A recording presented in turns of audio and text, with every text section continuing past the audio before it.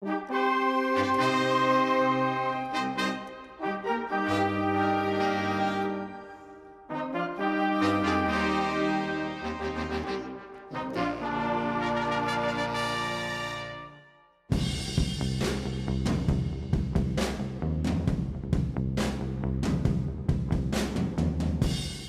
Dead Redemption 2 is the latest entry from Rockstar Games, a developer known for its excellent storytelling and amazing attention to detail. While the game has the number 2 in its title, it's actually a prequel to 2010's hit game Red Dead Redemption. That game tells the story of a former outlaw named John Marston, who has settled down with his family after leaving his former gang. When the government tracks him down and takes his wife and son hostage, John is forced to hunt the remaining members of his former gang in order to bring them to justice and secure his family's freedom. Red Dead Redemption 2 tells the story of the downfall of that gang years before the events of the first game. Instead of playing as John Marston, you play as another member of the gang named Arthur Morgan. Through Arthur's eyes, you learn what John's former gang is actually like and why John and his family end up leaving in the end. Along the way, you get a sense for what life as an outlaw was like in the Old West, as well as what life was like in America at the turn of the century over 100 years ago. I recently played and completed Red Dead 2 for the second time and wanted to share my thoughts on the game. Prior to Red Dead 2, I had never played a game from Rockstar. I knew about the GTA series as well as the first Red Dead Redemption, but they never really interested me.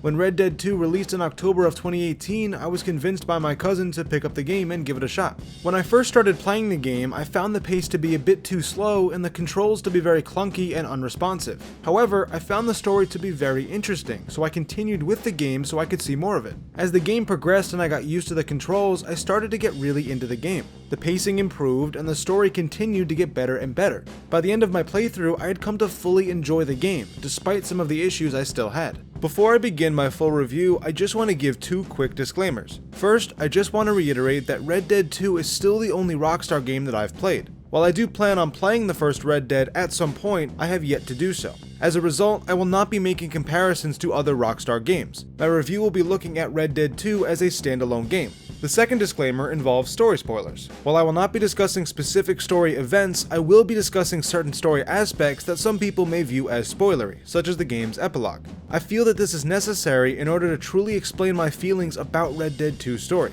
If you want to go into this game knowing nothing about the story other than the general plot, I encourage you to use the timestamps in the description to skip to other sections of my review. With that out of the way, let's get into it.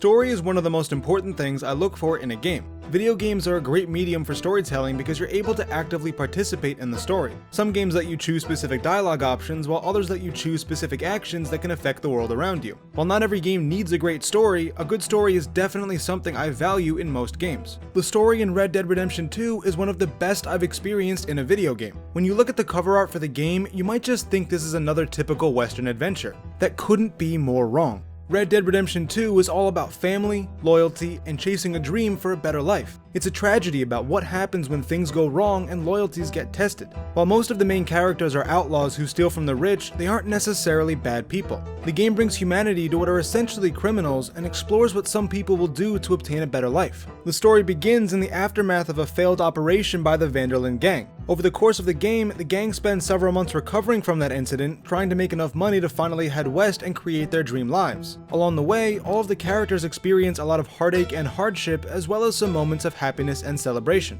In fact, the characters are a big part of what makes this story so great.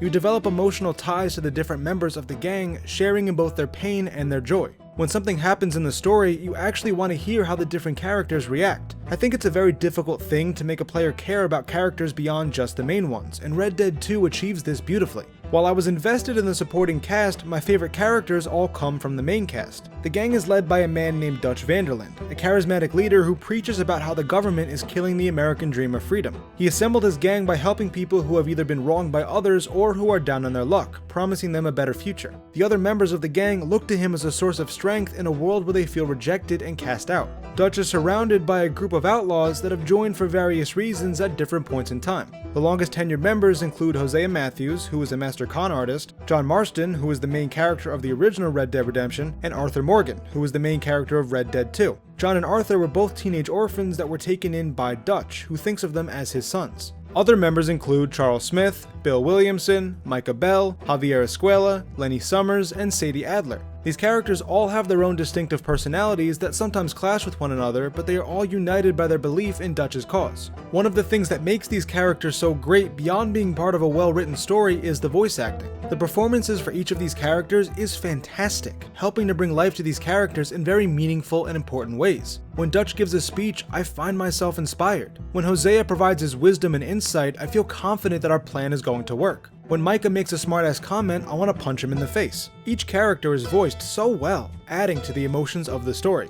The story itself is broken up into 8 chapters, 6 main ones and 2 epilogues. As I mentioned before, Red Dead Redemption 2 is about the downfall of the Vanderlyn gang.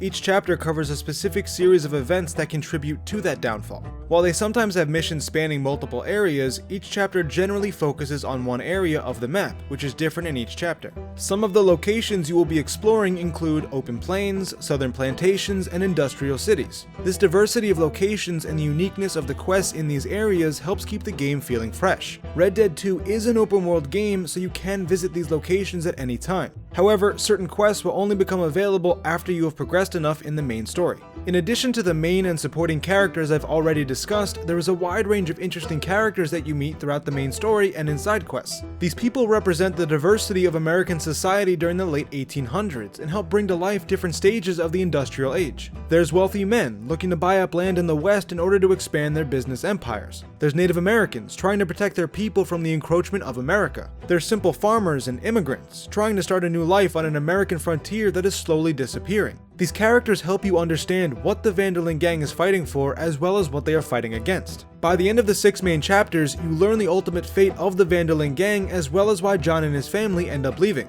The 2 epilogue chapters essentially serve as a link between the events of Red Dead 2 and the first Red Dead Redemption. Instead of playing as Arthur Morgan, you are actually thrust into the role of John Marston. Set several years after the 6 main chapters, the epilogue shows John settling down and starting a new life. Because he is no longer in the gang, the tone of the epilogue is very different from the rest of the game. Instead of trying to steal from rich people, you look for ways to make some legitimate money. You get to see John struggle with trying to leave behind his outlaw past so he can create a better life for his family. It's an homage to the first Red Dead Redemption, with multiple references to people and places that you encounter in that game. Even though I've never played the first Red Dead Redemption, I really enjoyed the epilogue chapters. They're a nice change of pace from the rest of the story and a good way to end the game. Overall, the story and characters are the best features of the game for me. They help define the Red Dead experience and are good enough to compensate for some of the game's issues, which I'll discuss later.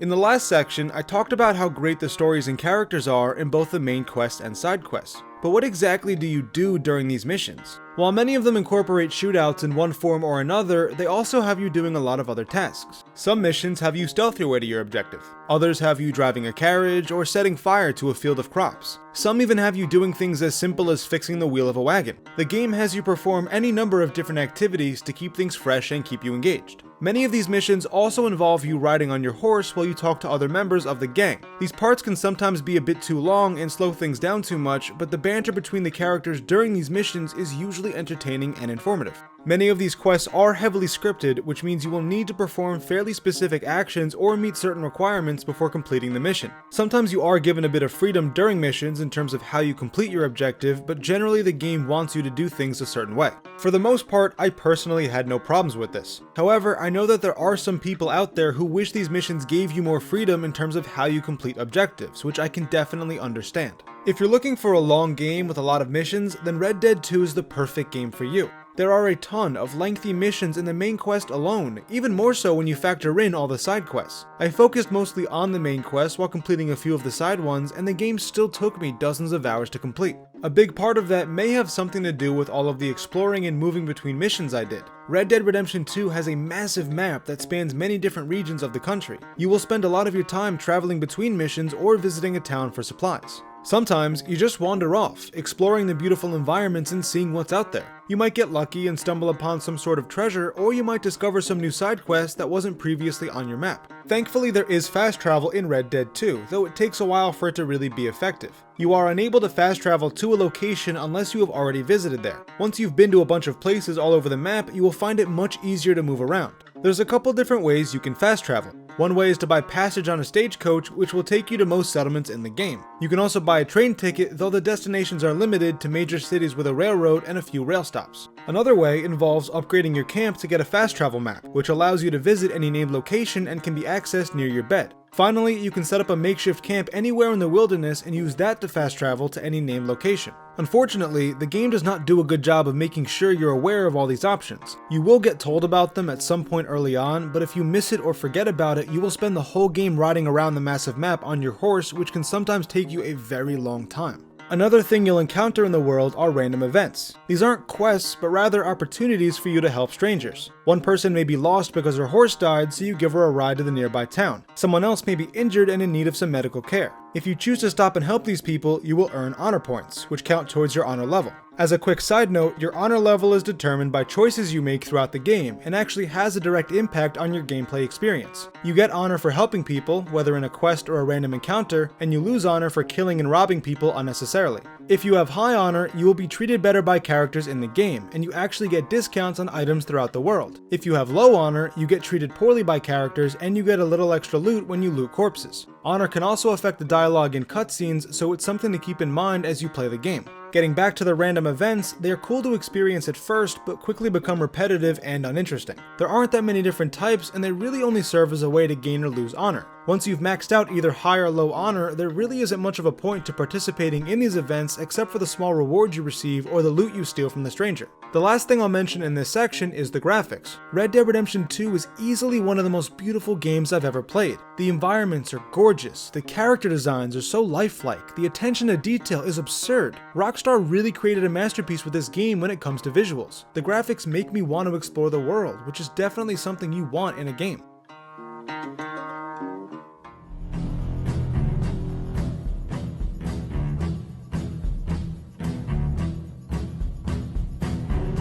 The last two features I want to talk about for Red Dead Redemption 2 are combat and movement. Combat is mainly fought from behind cover, using a variety of weapons ranging from pistols to shotguns to rifles. You're allowed to carry up to 2 sidearms and 2 larger weapons at any given time, with the rest being stored on your horse. You acquire some of your weapons through the main quest, but the rest you get by either buying them from the gunsmith or by finding them in the world. During combat, you'll be moving a lot from cover to cover, trying to get better vantage points on your enemies or to escape from different situations. When you peek out from cover to shoot, the game automatically aims your gun at the nearest enemy, provided you've aimed somewhere near that person. If you want, you can turn this aim assist off in the options and freely aim your guns yourself. Personally, I find that the aim assist results in a much smoother combat experience. You still need to aim your gun in the enemy's general vicinity, but the aim assist makes it so you don't need to meticulously aim at every target. Another way to aim at enemies during combat is a feature called Deadeye. This feature allows you to slow down time and line up your shots more precisely. As you progress through the game, the Deadeye ability improves, allowing you to do things like tag multiple enemies to shoot at once or stay in the mode after you've already made your first shot. It's a useful ability, but one that relies on a limited resource that you'll need to replenish if it runs out.